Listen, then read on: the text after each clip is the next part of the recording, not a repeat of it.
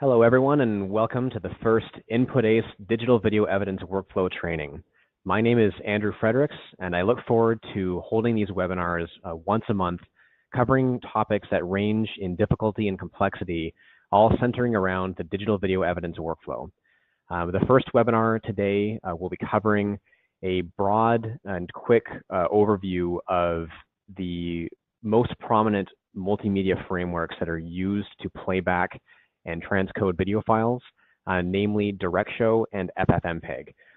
Additional webinars in subsequent months will cover things ranging from resizing and interpolation methods to correct display aspect ratio, including things like calculating variable refresh rates from video and much more. So we look forward to getting started and seeing you again next month for the next webinar. When our office receives multimedia evidence, one of the very first things that we do is engage in what we refer to as an interrogation of the video files to identify things like what codec and container are made up of the file, what the pixel dimensions are, what the display aspect ratio is, and much more. Now, this list right here is not an all-inclusive list, but it does highlight some of the important things that we look for when doing a multimedia interrogation. Today's webinar is going to focus primarily on the codec and the container because the way that a multimedia program gets access to that codec and container can change the way that the file is displayed and can seriously impact the analysis that continues from that point on. Let's take a quick look at a standard multimedia file, like this file here called incar.avi. Now, the .avi extension often is a bit misleading. Now, this might look like it is a AVI container that contains multimedia evidence in the .avi format, but really that extension doesn't mean anything at all. The container is actually something that exists at the binary level of the file. And if I drag this file into a program that can read hex information, we can look at the binary level, in other words, the level of the ones and zeros, to look at the way that a computer is going to read through the data. Now, just like I am speaking in English and it can be understood as the English language, a computer is going to read through a binary language of a combination of a bunch of ones and zeros to read every single file that makes up the complex nature of computer technology, and video files are no different. What I'm looking at here inside of a hex reader is a way of interpreting those ones and zeros in a way that makes a little bit more sense to me as a human reader. Each of these characters here, these two characters in hex, represent 8 ones and zeros. And on the right-hand side here, we can visualize what that looks like as ASCII text. And this structure right here is a very common AVI header structure. And so looking at this part of the data, I can almost immediately understand that this is very likely going to be an AVI container. So instead of looking at the extension, which really doesn't mean anything at all, I'm going to look here to identify what the container is. In addition to the container, there's additional pieces of information that are present inside of this header of the file. One of the most important ones for me that we're going to be covering during this webinar is the 4cc code, which identifies the codec to use to play back the file within DirectShow. So let me clarify what I mean by those different things. First, a codec is a compressor-decompressor that is a piece of technology, an algorithm that is used to interpret and read the file as multimedia data. So for example, the most common forms of codecs that are present today are H.264 and MPEG-4 Part 2, also known as MPEG-4 Visual. Those are by far the most two common codecs that we're seeing today in the digital multimedia evidence world. There are many additional kinds of codecs, some of which are proprietary, but H.264 and MPEG-4 Visual are the most common that we'll be seeing in today's CCTV world. This H.264, again, like I said, is a very common format. And when I double click on the file, the way that DirectShow accesses the file is by looking up in the registry a codec that matches the 4cc code, that matches this H.264. It will find the 4cc code, use that to interpret the data, and then go through a series of filters to end up displaying it on screen. So that is what I mean when I talk about the DirectShow workflow to play the file back through DirectShow. And that's as simple as double clicking on the file and letting Windows Media Player do all that for you. So Windows Media Player is a DirectShow application that utilizes DirectShow to grab the codec from the registry, to go through a series of nodes or filters, and then ultimately render it and display it back within the Windows Media Player application. Very simple to use, and the way that that's happening, again, like I had mentioned, by double-clicking on it, DirectShow is identifying that 4CC code, grabbing the codec from the registry, using that to play it back. So let's visualize what that looks like now on another level. So here's another program called Graph Studio. It's another free program that can be downloaded from the web. And what Graph Studio allows me to do is drag a file in, view the file here through a series of nodes, and this is a visual representation of what Windows Media Player is going through to ultimately play back the file and decode it. So I'm seeing things like how the AVI is being split with its two different streams, one of them being audio, one of them being video, the video going through a decoder, and then ultimately getting rendered on screen. So this is a visual representation of what Windows Media Player is doing when I double click on and play that file. It's a very helpful way for me to understand what's happening within the DirectShow multimedia framework. So another quick explanation of what DirectShow is. It is a native Windows-based multimedia framework that is included on every install of Windows that goes out. Now, more recent versions of Windows, like Windows 10, are utilizing primarily another multimedia framework called Media Foundation to do a similar process, but DirectShow is still very prominent and still used, so we're going to focus on that today. Now, let's take another look on another file that might be a little bit less clear than this very simple standard H.264 AVI. Here's an additional file that we see here also has the extension .avi. Again, as I had mentioned, I wouldn't necessarily rely on that text to identify whether or not this is a AVI file or not. Instead, I'm going to drag this into my hex program. I'm going to look, and yet again, I see that same very common header for an AVI file. And in this case, I now see a new codec here that I'm seeing referenced as N264, Nancy 264. So N264 is not something that is common. It's not something that I might have been familiar with without looking at files like this. And so when I now look to double click on the file and let Windows Media Player use DirectShow to access that codec and play it, I double click on the file and nothing happens. Windows Media Player says that it encountered a problem. In other words, it could not find that N264 codec. It couldn't play the file back. Sorry, we're out of luck. So what we would then need to go do is do a little bit of research using something like Google to do a search for N264 codec and see if we can find something. Now, I've already done that process for us, and we have here a video codec.exe.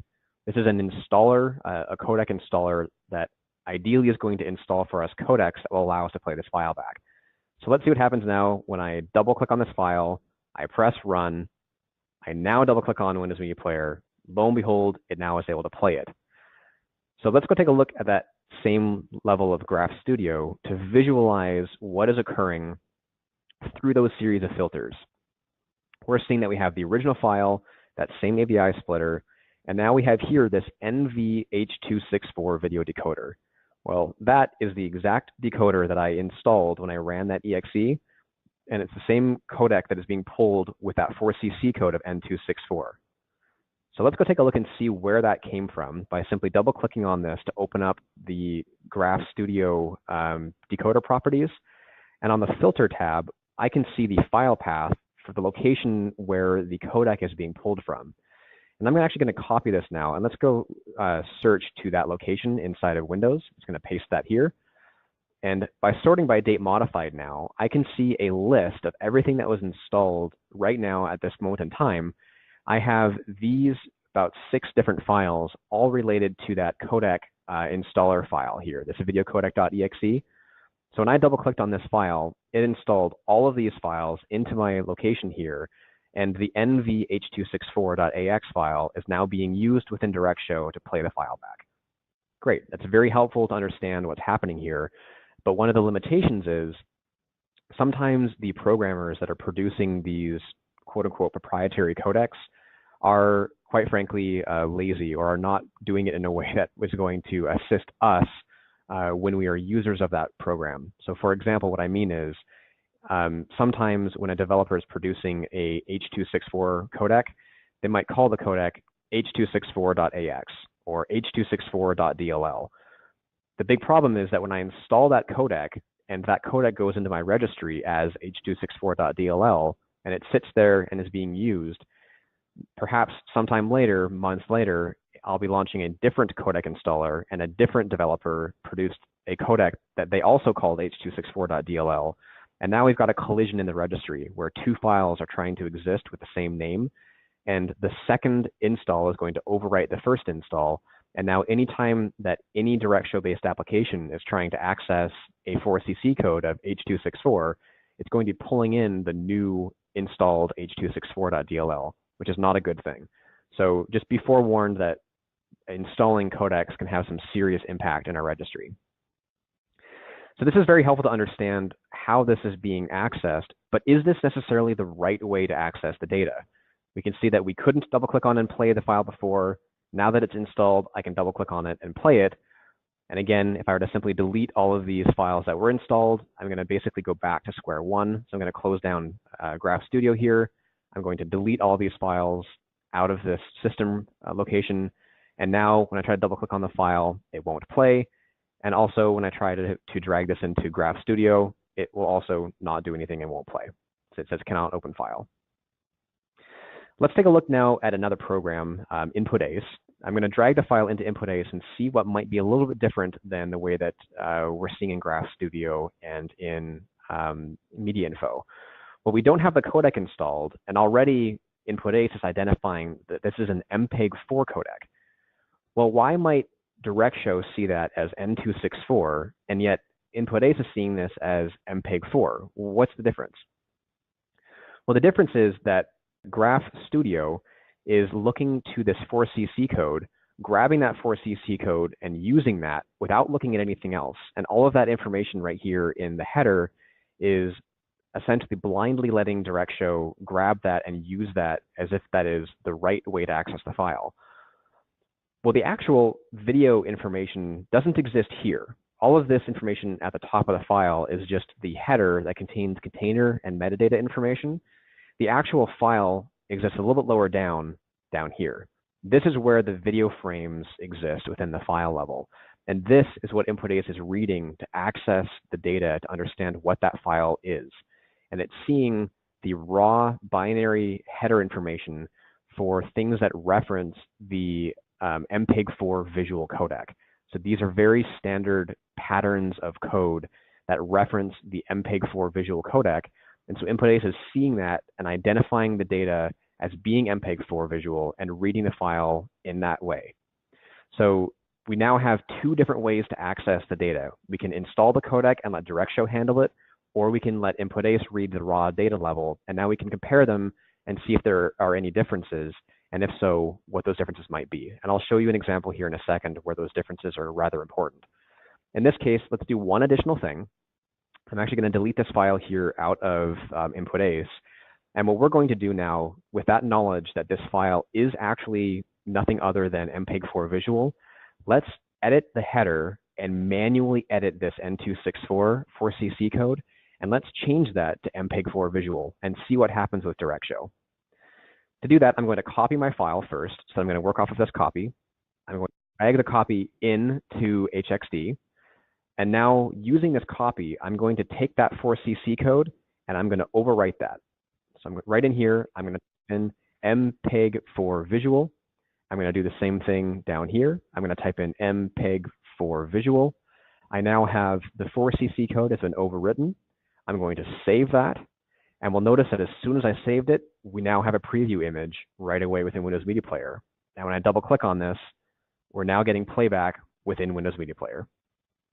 So Windows Media Player is no longer using the N264 codec to play this back. It's now using the MPEG-4 visual codec, and we're able to read all that raw data and could, again, compare it to see if there are any differences. So as I alluded to, let's take a look now on a case where this is really going to matter on another type of file that uses a similar structure, but the two different methods of playing the file back will have dramatic impact on the way that the file is being read. So here's another case. We have an AVI file. Let's drag that into my hex program. Let's take a look at the header. And again, here we see that standard AVI header information, and we see now a 4cc code of SN40, SN40. Well, the SN40 codec is a very standard codec. We see it quite often, especially in Walmarts in the United States and Canada. And the SN40 codec can be installed through a Video Solutions codec here, the Variant Video Solutions codec pack. And once that is installed, when I now double click on the file, Windows Media Player can play this back. It can show me a timestamp, and I can see the size at which this is being played back at. So is this now correct, and am I seeing the data in the most appropriate way? Well, let's take a quick look at the size that INPUT-ACE might see this as. I'm going to drag this file into INPUT-ACE. Let's take a look at what this looks like when I interrogate the file. And now I'm seeing something a little bit different. We're seeing now a dimensions of 704 pixels by 240 up and down, which we can see right here. Whereas Windows Media Player, if we want to take a look at Media Info, which is another free program that we can access that gives us additional metadata about the file, I can open up Media Info, and I can see that Media Info sees that the codec is SN40 and the pixel dimensions are 704 by 480. So which one is correct? Is this really H.263 at 704 by 240, or is it SN40 at 704 by 480? And are there going to be differences that might matter to us?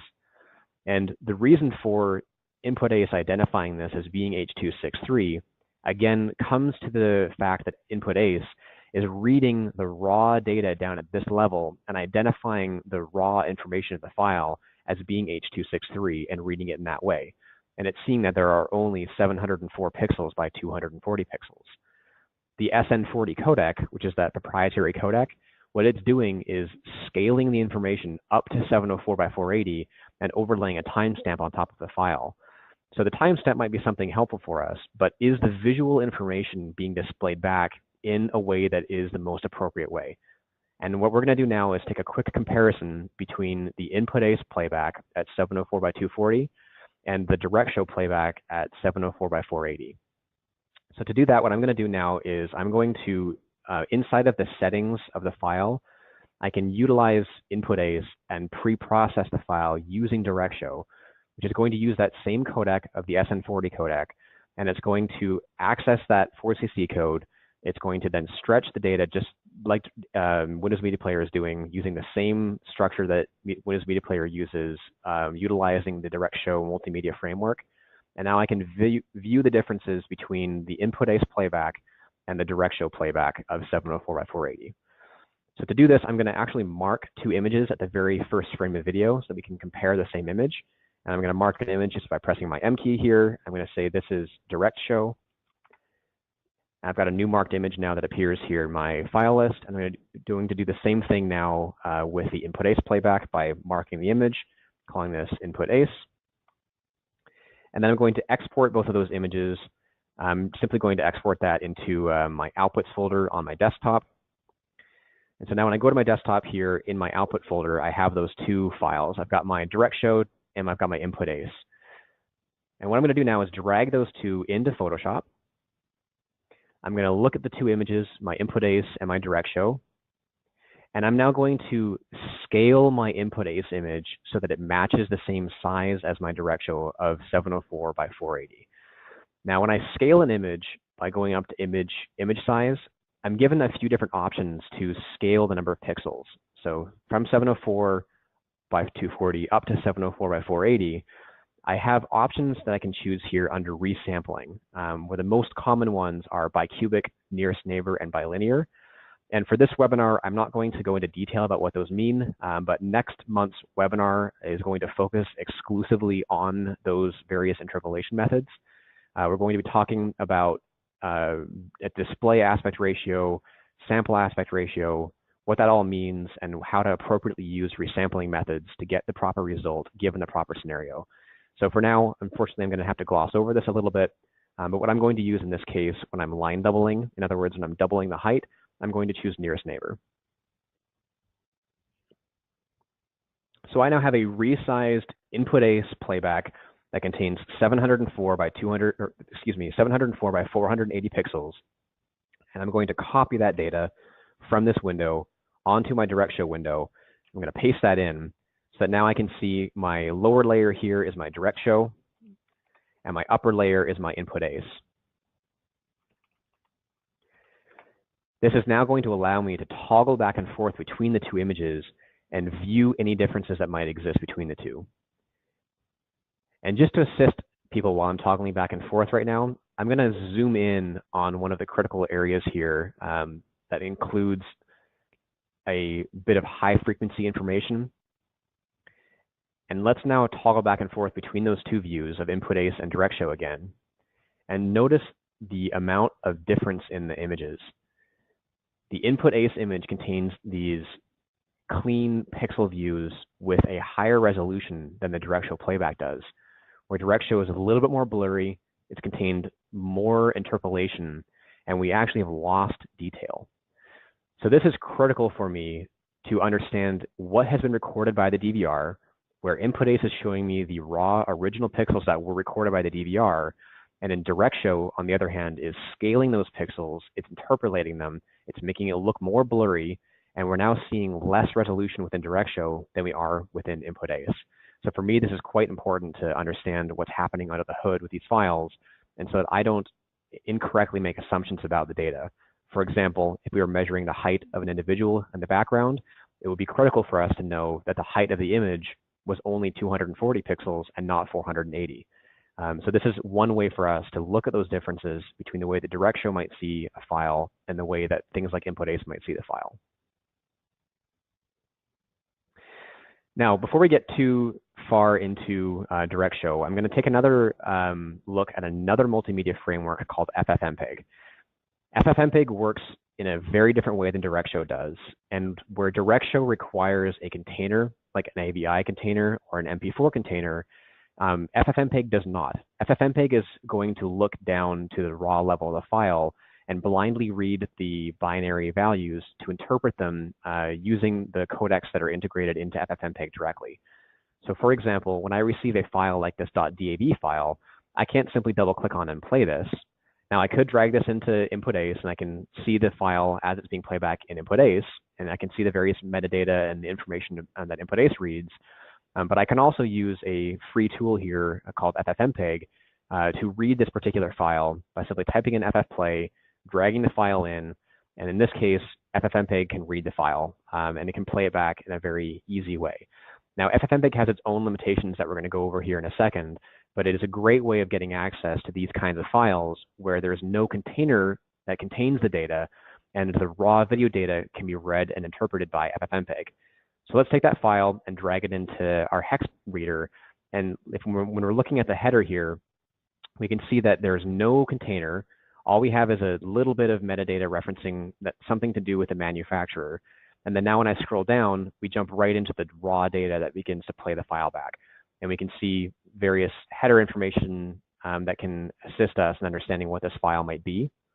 And that's exactly what FFmpeg is doing. When it reads through all the ones and zeros, it's going to hit something like this code here, understand what that means, and then interpret the width and the height and other aspects of the H.264 codec, and then begin to interpret all the pixel values down below. So it works in a way that's similar to iNPUT-ACE, but I'm going to show you another limitation here. That's something that we need to kind of keep in the forefront so we understand before we get too far ahead of ourselves. Here's another file that is a similar type of file. It's a .264 file, probably one of the most common formats that we see within CCTV systems to this day.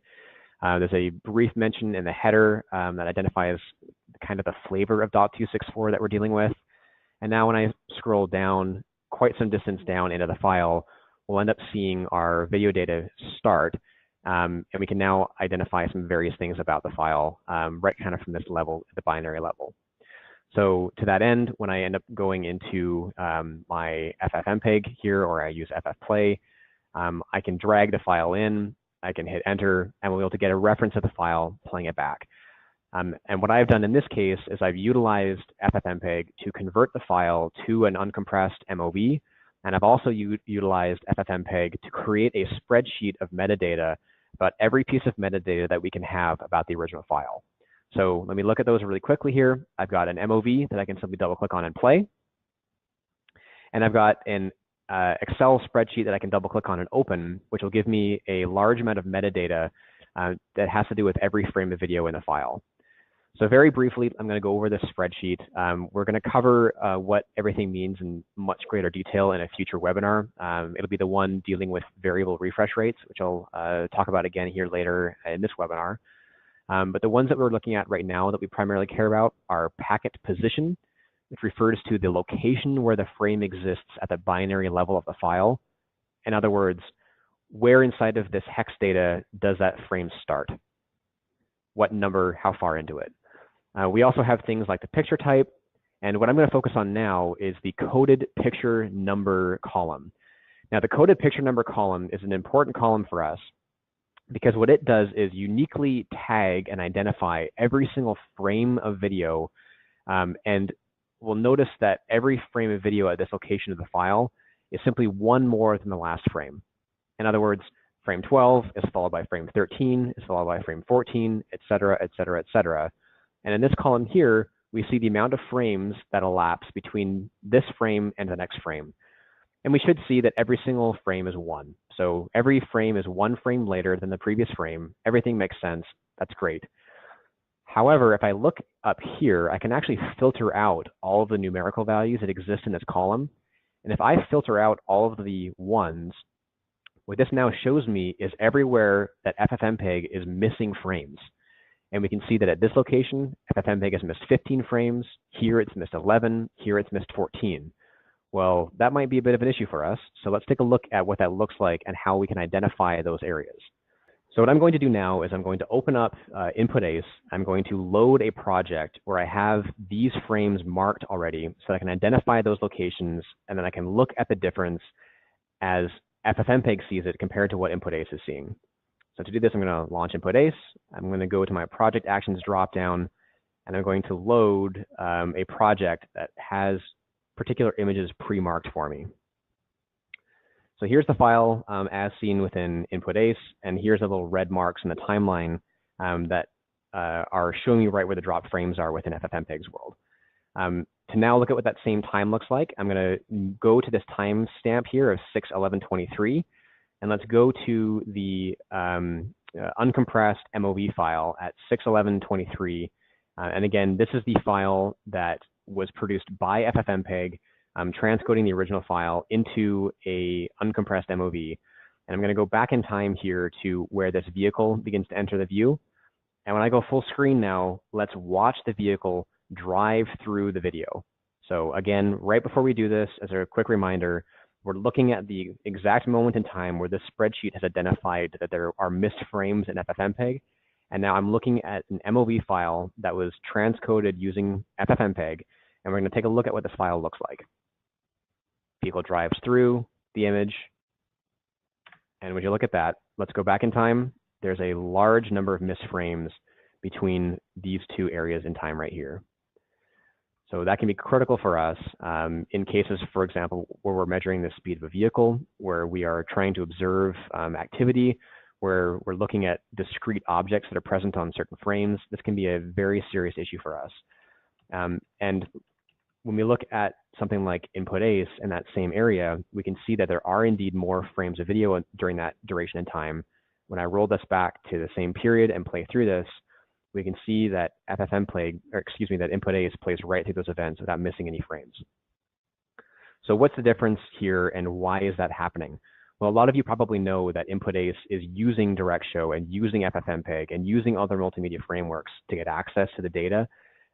So why is iNPUT-ACE reading this differently than FFmpeg does? And the answer is that FFmpeg is essentially blindly reading through these ones and zeros, reading various snippets of information, like, for example, the common header value for this particular file for a null unit, which is essentially what precedes the iframe, is going to read those ones and zeros, say, okay, I know that the data that comes next is supposed to mean information about what kind of H.264 I'm reading. And I know that down here in FFmpeg's world, I'm reading this and understanding that this is supposed to be picture values, and it's going to display those on screen. What happens is oftentimes FFmpeg will read data that it thinks is either metadata about a frame or metadata about something else, it will get itself confused. It will essentially, the program will hang and it will miss frames until it skips a whole bunch of images down to an area where it can read again, and it will start reading it again. So that's one of the issues that we have to be very careful with when utilizing FFmpeg and not validating our results and looking at another level deeper. I hope that all makes sense. Let's look at another example of one of FFmpeg's limitations, and then I'll be opening this up to the questions. I've seen a couple of questions come in already, but I'm going to answer those towards the end of the webinar here. So another quick limitation about FFmpeg are cases where we're dealing with multiple camera views all within one file. So here's an IRF file. Again, I can't simply double click on and play this file. And when I load this into something like our hex reader, I can see that there's no standard container in the header. And then down lower in the file, we have a bunch of data that represents our frames. And again, we're seeing that same common pattern that represents the H.264 in one of the most standard forms of H.264 that we see called Annex B, H.264. So this is something that I would expect that FFmpeg can probably read, but let's take a look at how FFmpeg reads the file. If I say, hey, FFmpeg, go ahead and read that as H.264, it's going to come back with this. Now, this is probably something you've all seen before. I'm going to explain briefly what this is, and then let's take a look at how something like iNPUT-ACE might read that in a slightly different way. So what's happening here when a file is going through and reading all of these video frames, it's reading the frames and understanding the codec and understanding the way that the frames are compressed. Now, the way that the frames are compressed is done for the sake of saving space on the file. So think about every single pixel that exists in the image and every single pixel costing storage size to save the image. So if a DVR were to record an image and save the image, and then record the next image and save that image in its entirety, it's going to cost a lot of space because every single pixel value costs space. So if there were ways to reduce the number of pixels, that would then reduce the amount of storage size it costs to store the video file. And that is one of the kinds of ways that H.264 reduces the size of data in a file. It's what's called temporal compression. And we've seen examples of temporal compression in every single video that we've been looking at today. And we can actually identify what kind of temporal compression is being utilized by looking at this little reference here in the timeline. So I'm going to move forward here to an iframe. And what an iframe is a frame where every single pixel value is stored inside the file. And if we go back and forth here, I'm actually going to go back a frame, and you'll notice that every single pixel updates on these two frames. So we can see that as I go back and forth, that there's an update on every pixel in the entire image. Now, what's happening is essentially blocks of pixels are stored in the file, and the iframe has every single pixel stored inside of it. The next frame, a P frame, is what's referred to as a predictive frame. It's going to predict motion, predict change.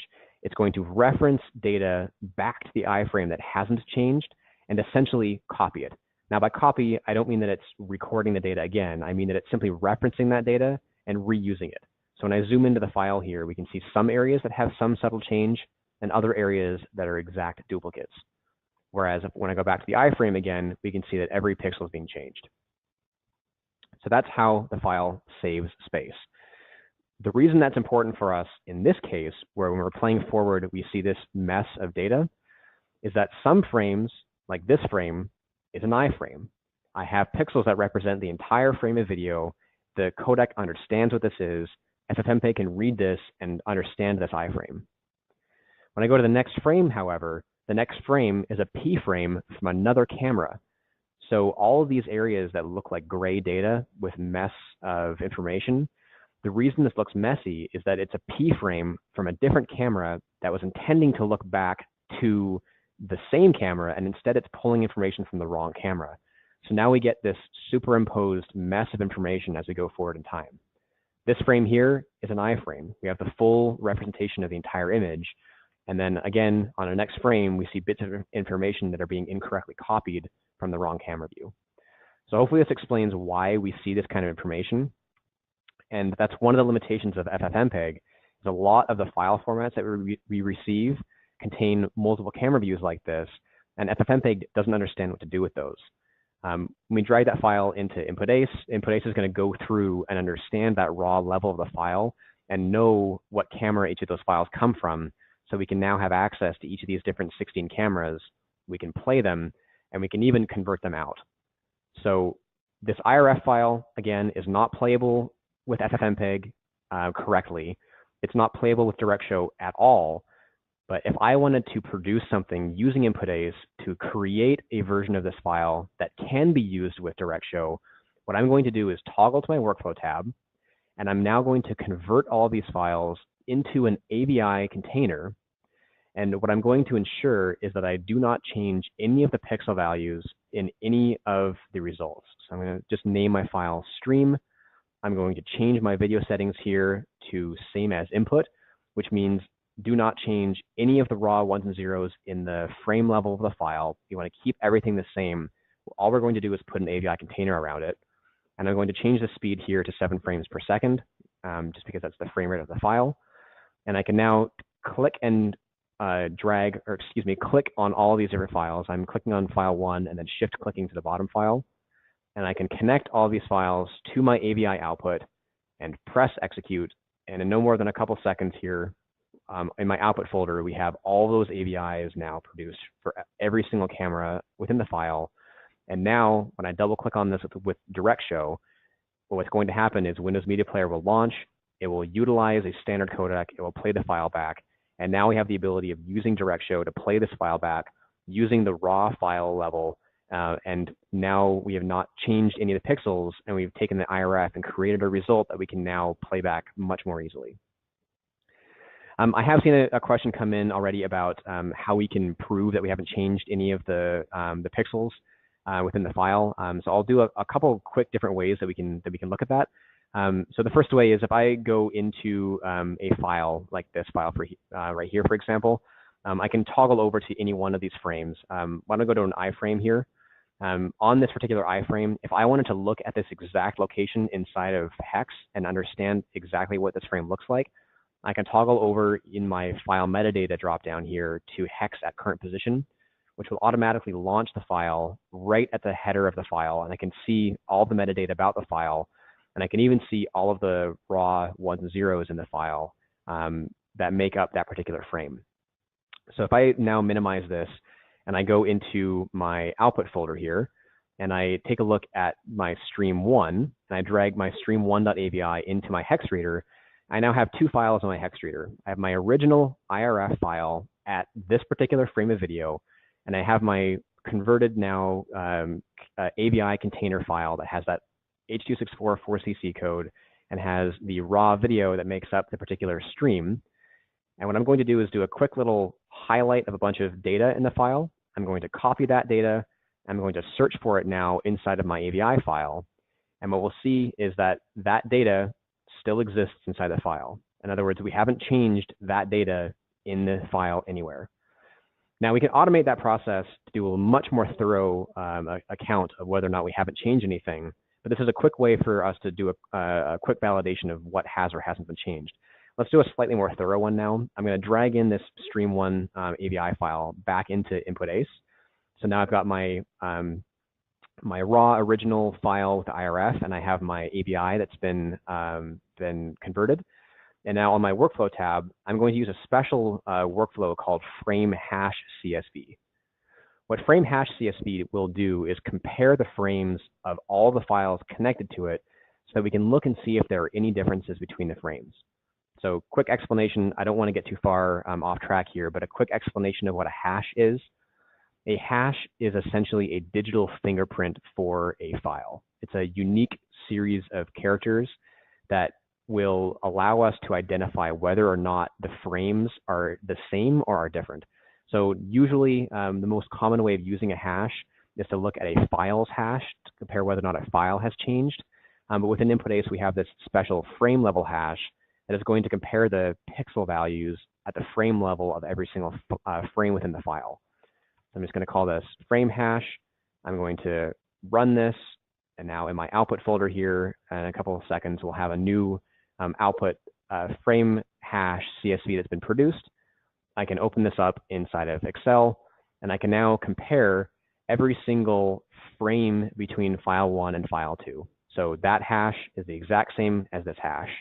Down here, every single frame of video has a matching hash, which means that we have not changed anything about the pixel values inside the file. The pictures are all exactly the same in my AVI results as my original IRF. The only difference now is that instead of being structured inside of the IRF file, we now have 16 different AVI files that make up the file itself. So I hope that's a helpful explanation to think through the different ways that FFmpeg and DirectShow work, and the different ways that INPUT-ACE utilizes those various multimedia frameworks to play back and view and interpret those files. And again, as I had said, I know that this webinar for the first go-through was on a more technical side.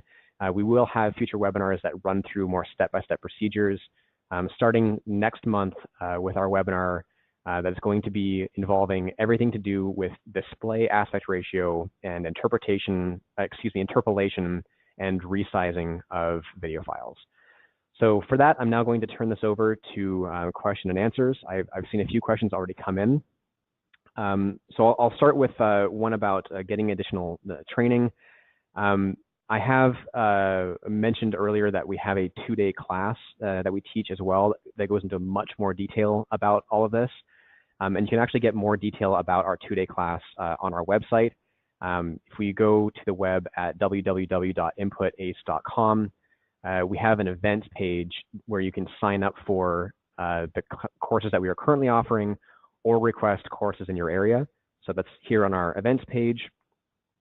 We have a list of the upcoming classes for INPUT-ACE training. Now, the INPUT-ACE training is a lot more software specific.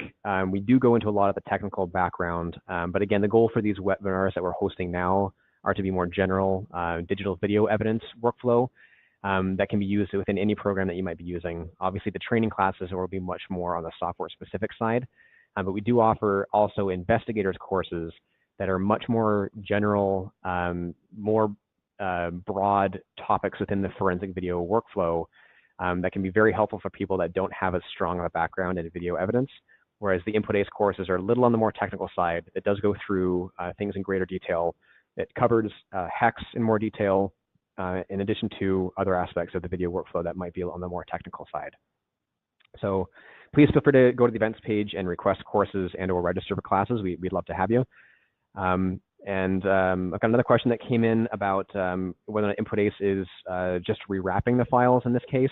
And yes, in the particular settings that I was using underneath the AVI output node, the AVI output had the option to transcode uncompressed or use the same as input, which is just rewrapping, as we had seen. So we kind of went through that proof already of how the data hasn't been changed at all.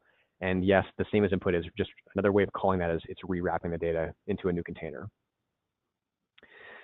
Another question I see here is a question about the way that INPUT-ACE is displaying time within the timeline here. So when I interrogate a file and I play back a file, you will notice that sometimes we have timestamp, and that timestamp is actually coming directly out of hex. So INPUT-ACE is reading that timestamp by interpreting the hex values. Other times we'll have, let me throw in an additional file here. Bear with me one second. So in the very beginning of the webinar, we started with this more standard AVI file. And when I drag that AVI file in and I play this, we notice that INPUT-ACE is now displaying a time. Well, the timing information here is coming from the container level. In other words, the fact that this is an AVI file is allowing us to grab metadata and understand how much time is elapsing between frames. So a quick word of warning here. The amount of time that elapses between frames on these digital files is most often variable. Now, what I mean by that is when a file reports that it is 10 frames per second, that does not mean that every single frame is 1/10 of a second apart. In other words, there aren't really 10 frames per second. What it means is the average playback is intended to be 10 frames per second. That is critical to understand when we talk about things like doing vehicle speed estimations or calculating use of force. So when an officer is being charged for excessive use of force, it's important for us to know what amount of time has elapsed between frames so that someone doesn't inadvertently, accidentally misread the data and assume that there is more or less force than is actually being applied by the officer. We'll go over some examples. One in particular I'm thinking of is an example where an officer was being tried for assault on a case that involved video, where the reason that he was being charged in the first place was because of a misunderstanding of the video evidence.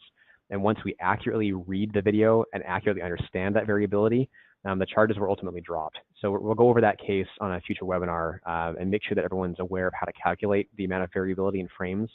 It's one of the most critical aspects of the digital video evidence workflow that we perform here.